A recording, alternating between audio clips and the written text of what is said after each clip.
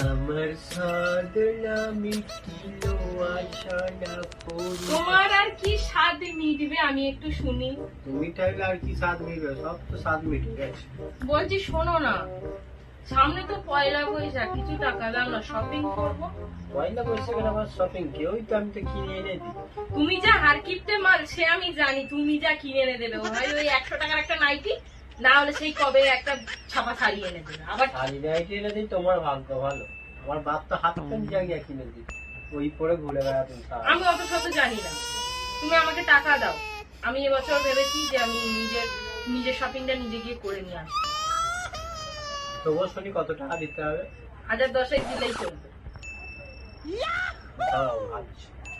ভাবলে হবে না, এখনই দাও, আমি যাবো রাস্তায় শপিং করতে। দাও দাও, তাড়াতাড়ি দাও। ঠিক আছে, আগে একটা চা করে খাও, তারপর আমি এখন তুমি চা খেলেই ভুলে যাবে। না না, অত রিস্ক আমি নিতে পারবো না, তুমি চা খেলেই ভুলে যাবে। বলছি তো, যখন দেবো বলছি তো। তাহলে সত্যি বলছো দেবে তো? বলছি তো।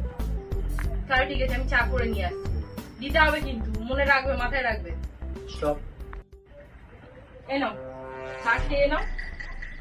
তাড়াতাড়ি নিয়ে চলে এলো, ভালো করে করেছিল তো। হ্যাঁ, খুব ভালো করে স্পেশাল চা একেবারে।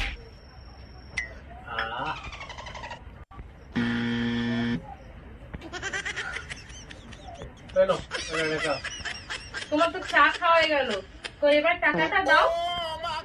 আমি কি পালিয়ে যাচ্ছি ঘর ছেড়ে দেবো বললুম? দাও, পালিয়ে যাচ্ছ না, আগে দাও। ঠিক আছে, যাও আলমারি যেখানে টাকা আমার রাখা থাকে ওখানে দেখো রাখা আছে। সত্যি রাখা আছে তো?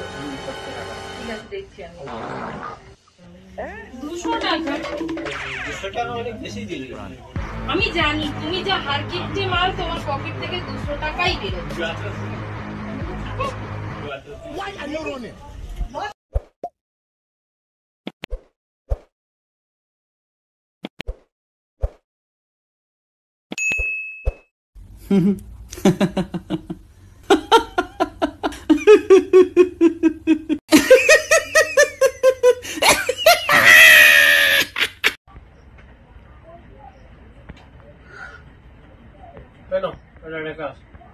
তোমার তো চা খাওয়া হয়ে গেল, তো এবার টাকাটা দাও।